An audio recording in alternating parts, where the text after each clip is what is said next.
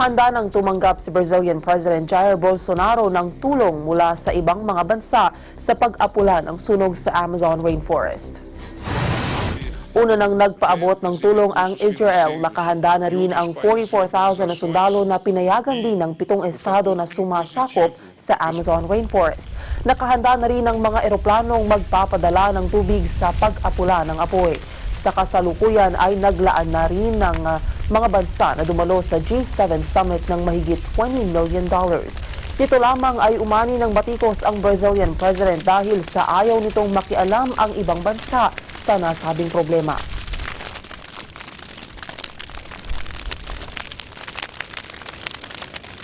Está aberto a receber verbas e recursos financeiros de outros países e organizações e o fator impositivo esboçado por ele é de que esta recepção deste apoio não ofenda a soberania brasileira e que seja a governança desses recursos de nossa responsabilidade. O senhor presidente advoga, e há pouco me comentou, estar aberto à recepção de apoio de organismos internacionais, eventualmente de países, desde que esses apoios e esses recursos financeiros venham, somando-se ao nosso esforço, ajudar no combate a essa calamidade que são esses desastres nacionais da queimada. Não obstante, esses apoios e esses recursos financeiros devem ser acolhidos pelo governo brasileiro e pelo governo brasileiro e pela governança brasileira ser empregado. Sa kaugnay na balita, naghain ng panukalang Emergency Amazon Summit ang Peru at Colombia para sa mga bansang malapit sa Amazon. Ito ay upang makapagsagawa ng iba't ibang stratehiya ang mga bansa upang protektahan ang nasusunog na rainforest. Estamos acordando aquí tener una reunión específica de ese tema, cómo vemos el problema de la Amazonía, la próxima semana. Y lo haremos en nuestra frontera común, en la selva, para ver y tomar acciones. Yo celebro, apreciado presidente Vizcarra, que hayamos dado este paso trascendental entre nosotros dos, como países que compartimos esta riqueza amazónica, y que promovamos en los próximos días este encuentro con otros jefes de Estado y equipos de gobierno para hablar sobre la... Martín Vizcarra. Samantala, iba't ibang reaksyon at komento ang ipinahayag ng mga Brazilian na nasa Paris matapos ang inilabas na statement ng kanilang presidente na si Bolsonaro hinggil kay French President Emmanuel Macron. Wala naman itong kinalaman sa wildfire sa Amazon kundi ang pagkukumpara sa itsura ng kani-kanya nilang First Lady. Moi je pense que c'est même pas en question en chose qu'un président doit de dire ou pas. On a baissé le niveau de discussion politique à moins de zéro. Et pour tous les Brésiliens qui ont un peu de fierté sur notre pays, on a honte de ces présidents et honte des choses qu'il a dit récemment. Ça c'est une des choses, mais tout le reste qu'il a fait, il a dit depuis janvier, depuis qu'il est en pouvoir. Completely stupid and machist. Our president from Brazil is completely ignorant and is not nice. He don't represent well Brazil, and unfortunately, it's stupid. Et c'est extrêmement disgracieux de la part d'un président, mais Bolsonaro n'est pas à sa première disgrâce près. Donc c'est un pauvre mec. Je pense que Macron a raison. C'est-à-dire que le Brésil mériterait mieux. Sa iba pa ring top story, nasa state of alert ang Gaza Strip matapos ang nangyaring pagsabog na ikinamatay ng 2 pulis sa isang kulungan ng mga Palestinino. Sa statement ng Interior Ministry, namatay ang mga police officers sa pagsabog na ang target ay mga checkpoint. Sa Gaza Strip, nakatira ang 2 milyong Palestinian.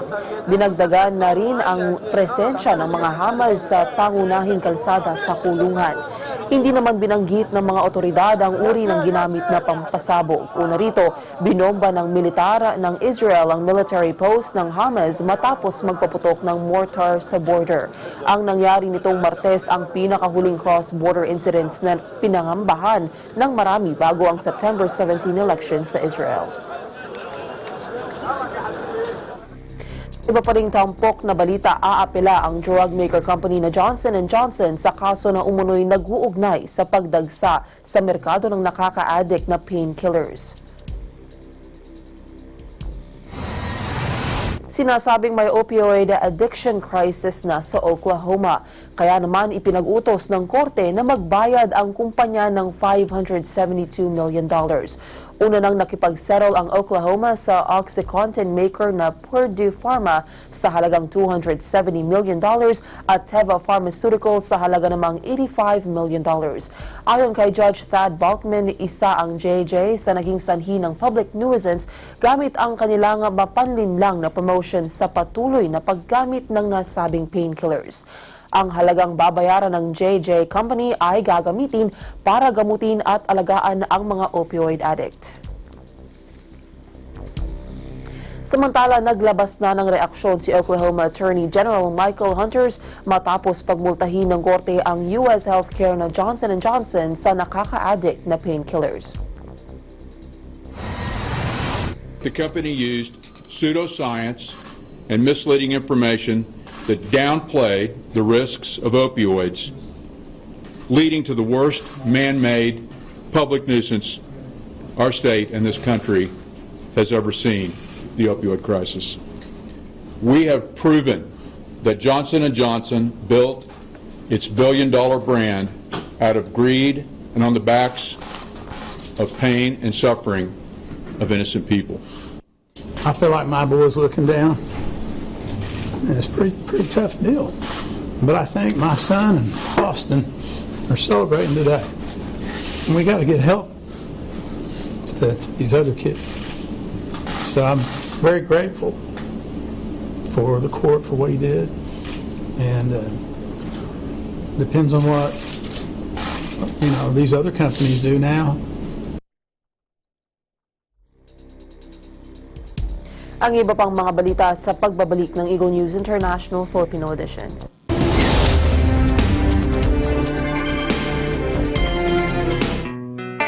Health is our most important asset and it should...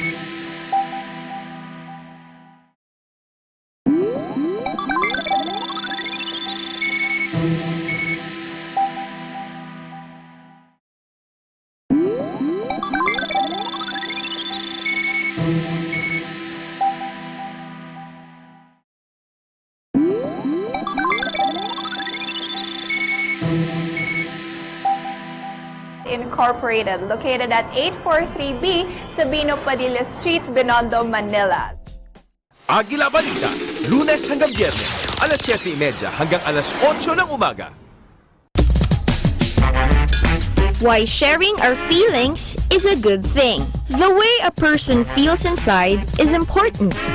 We can have good feelings or sometimes bad ones. It's a good thing to learn how to share our feelings, especially when we have a problem, so adults can help. Sharing our feelings through positive words will also help us avoid doing rude things to others. Sharing our feelings will also help us feel better inside, because when bad feelings are locked inside, they can make us feel sick. Lastly, if we have trouble saying our feelings out loud, we can write them down. What's important is to find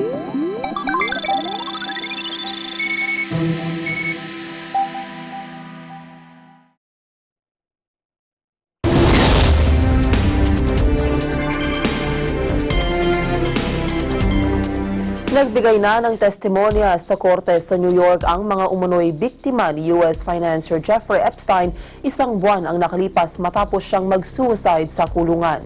Anila maganda sanang pagkakataon ng magbigay ng testimonya, subalit ngayong patay na si Epstein ay wala nang mabibigyan ng hustisya. Gaya na lamang ni Virginia Jeffrey na nagsabing ginawa siyang sex slave ni Epstein noong siya ay 17 anyos pa lamang.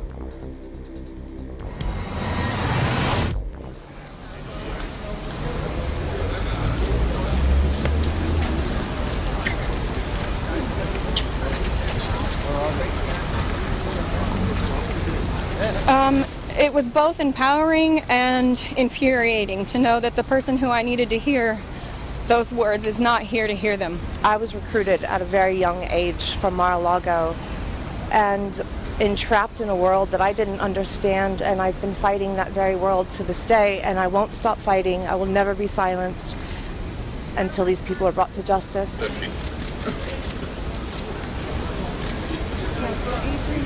Jeffrey Epstein's death, whether it was a suicide or murder, does not end the case.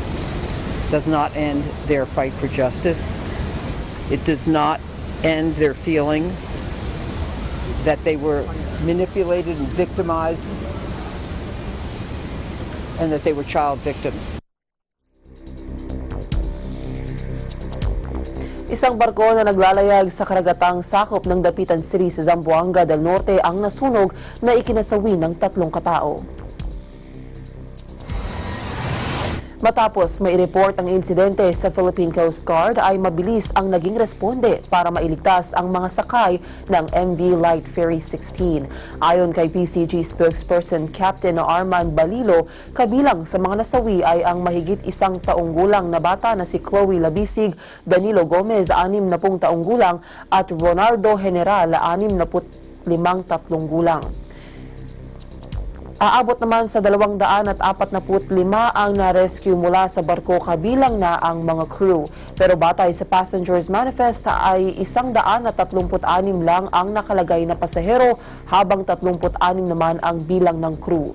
Sa inisyal na impormasyon ng Philippine Coast Guard ay sa engine room nagsimula ang sunog. Patay ang isang babae matapos kumain ng tainted o nabubulok na karne sa Spain. Ito na ang ikalawang napaulat na nasawi sa kasagsagan ng Listeria outbreak. Ang Listeria ay isang common bacteria na makikita sa mga tainted food. Masama ito lalo na sa mga matatanda, buntis at may mga serious condition gaya ng diabetes o cancer. Ayon sa regional government ng Spain, nasa 196 na katao ng Andalusia ang kumpirmadong infected na ng Listeria. Pinaniniwalaang ang pinagmulan ng Listeria outbreak ay ang pork stuffed product ng kumpanyang La Mecha.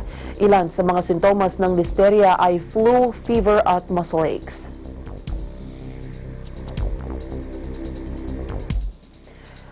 Ang iba pang mga balita sa aming pagbabalik.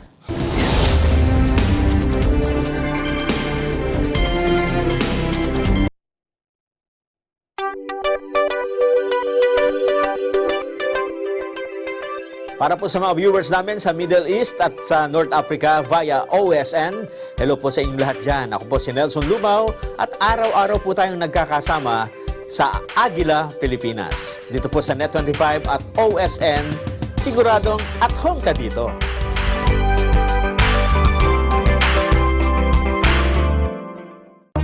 Mga isyung panlipunan.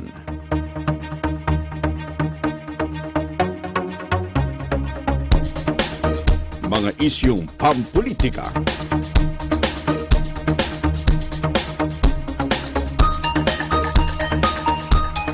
Tatalakayin, lilinawin, kasama ang mga batikang komentarista, Congressman Dante Marcoleta at Jen Sobartiaga Saganang Mamamayan. Lunes hanggang Biyernes, alas 8 hanggang alas 9 ng umaga. Agila Balita, Lunes hanggang Biyernes, alas 12 ng tanghali hanggang alauna ng hapon.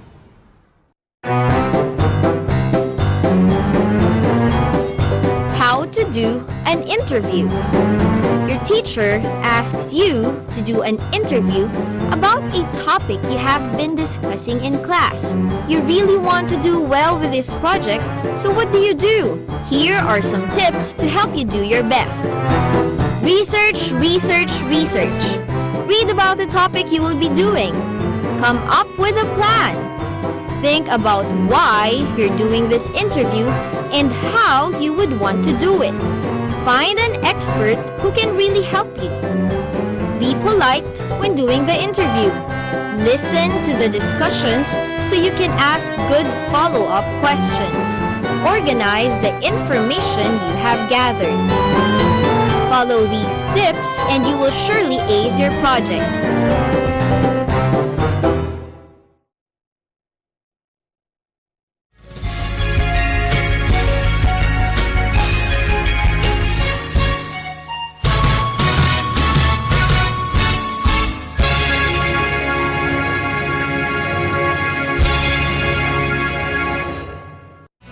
Letters and Music, Lunes hanggang Biyernes, alauna hanggang alas 2 ng hapon.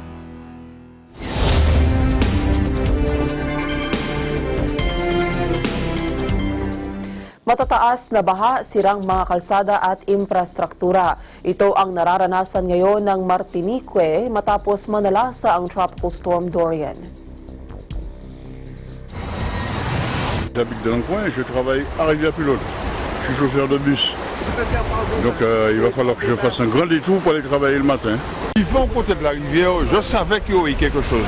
Mais c'est vrai que ça se voit quand même. Il y a eu des curages qui ont été faits qui ont considérablement amélioré. Il n'y aurait pas eu ce curage-là, que ce serait beaucoup plus, les dégâts seraient beaucoup plus importants.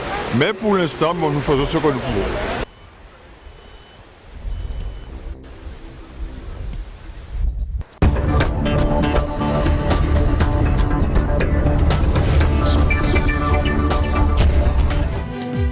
Ikinatuwa ng mga NGO ang inilabas na near-total ban decision ng Global Wildlife Trade sa Geneva hinggil sa pagpapadala ng mga nahuhuling African elephant sa mga kagubatan para dalhin sa mga zoo. Tunghayan natin ito.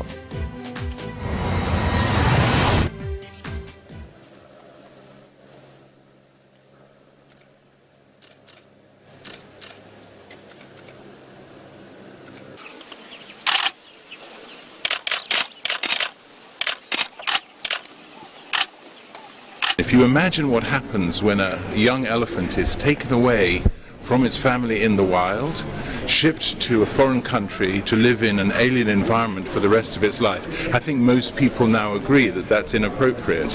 And many people, in fact, who go to zoos are disturbed by what they see when they see elephants in captivity. And I think the priority for elephant conservation and elephant protection is to keep elephants in Africa where they belong. Overall, we are pleased. This definitely is a win. The checks to try and keep elephants in Africa where they belong is still there.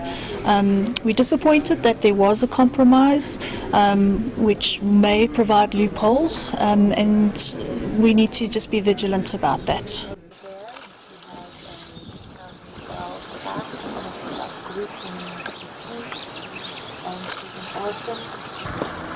Just tell me when you're ready to go.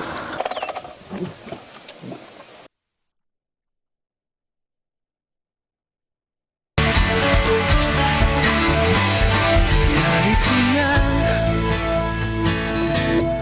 ang umaga. Tuloy-tuloy ang ginagawang paglingap ng Iglesia ni Cristo sa mga estado ng Amerika. Sa pagkakataong ito, isinagawa ang Aid to Humanity sa Illinois at California. Si Vin Pascua sa detalye.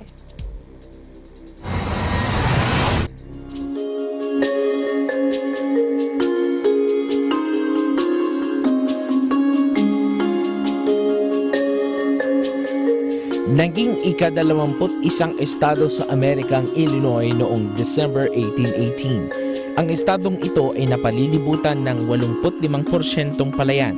Ito rin ang tahanan ng ilang kilalang personalidad sa Hollywood. Nasa 12 milyon ng populasyon nito at isa sa pinakamalaking syudad sa Amerika. 2 oras na biyahe ay makakarating ka sa Rockford. Hindi lingid sa kalaman ng marami na nakakaranas din ng kahirapan ang nasa 24.8% ng populasyon sa lugar. It's hard. It's hard. There's a lot of homeless people here. Even though they may have shelters and stuff like that, but they still walk in the street, you know, with nowhere to go. I see them laying down in the park, and they're homeless, a lot of homeless people. I used to be homeless. I've been homeless before on the street, so I know what that feels like. Because Rockford has such a high poverty rate, actually has one of the highest in the state, just sometimes it's just the basic needs. We think that just going to school and buying school supplies and clothes for school and uniforms is something that everybody can do. And something as simple as that is not. It's actually a very expensive thing. And I don't think that that's something that our families should have to worry about. You know, they got their child's education and learning. That should be the focus, not am I going to have enough money to buy the shoes for PE class and things like that. Habang isa naman sa may pinakamalaking ekonomiya sa mundo ang California. Narito ang mga malalaking industriya ng agrikultura, edukasyon, finance, healthcare, iba't ibang pabrika, teknolohiya at marami pang iba. Maganda man ang takbo ng ekonomiya, mataas pa rin ang kanilang unemployment rate. Mula sa halos 3 milyong trabaho na nabuo rito, isa sa 5 tao ang nasa poverty line. You know, a lot of times you are unaware of some of the hardships that people around you are facing. You know, you go about your daily life and, you know, you're unaware of some of the challenges, you know. So you do have homelessness that is happening in just about every city. And sometimes, you know, because you are going about your life and daily routine, you ignore what's happening. And so I think, you know, homelessness is definitely one of those challenges, you know, along with many other things, but homelessness, of course, you know, takes priority and precedent in some of the situations. It is so complex, but obviously homelessness has exploded, and organizations like myself, what I work for as Union Rescue Mission, we are doing things like you guys you're doing it at your end, we're doing it at our end, but we are making sure that we're trying to transform lives one at a time. But it is so complex. I mean, there's mental health issues, there's high cost of living, there's people that are in drug addiction, but I think one of the main things is that we need to turn everybody back to Christ. Dito napili ng Iglesia ni Cristo ang mga dako para sa aid to humanity o lingap sa mamamayan. Libo-libo katao ang binigyan ng tulong ng Iglesia ni Cristo, katuwang ang social arm na Felix Y. Manalo Foundation. This church has created a template. This is what has to happen if we're going to heal our community. I mean, social service providers like ours, we can only do so much. Politicians can only do so much. Philanthropists can only do so much. But until all of us as a community come together to recognize the strength we have in numbers to change humanity and make lives better, it's not going to get done. And the church is the beacon. This is where we gather, where we fellowship, where we open our hearts to one another and to God. And it takes that kind of pure kind of thought process to really help your fellow man. To me, what it showed was what a number of congregations that are on one accord, working with one spirit towards one goal. Nagpasalamat naman ang mga natulungan ng Iglesia ni Cristo. Thank you, because I don't think you know that how much does help, because a lot of people think Rockford is a very bad city, there's so much crime, and for them to pick us than going to Belvedere or going somewhere else, I think it does help, because a lot of these families, they don't have nothing, you know, they live in poverty, and I'm trying to make my life better, but it's very grateful, because he didn't have to pick us, but he did. I don't really know the man, I've never heard of the organization, but if they had it again, I would come again. I would like to thank Brother Eduardo Manalo. Thank you so much. The Iglesia ni Cristo Church of Christ what a marvelous organization, and I will be getting more involved. Brother Glicerio Sanchez, thank you too for your generosity. And the Felix Y. Manalo Foundation, of which I'm just now learning all about, and I guarantee you I will become more educated. And so thank you so much for this generous gift. It will be put to good use. Sa nakalipas na mga araw ay inikot ng Iglesia ni Cristo ang mga estado ng Amerika para magkaloob ng tulong sa mga nangangailangan sa New York, Maryland, Washington,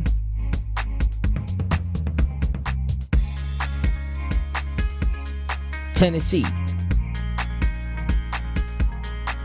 Arizona, at Oakland.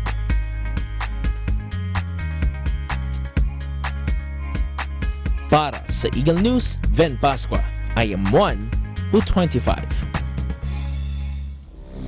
At yan ang kabuuan ng mga balita mula sa iba't ibang bansa. Eagle News International Filipino Edition. Sa pangalan ng mga bumubuo sa Eagle News Service, ako po si Maricar Velasco and I am one with 25. Susunod na ang Agila Balita.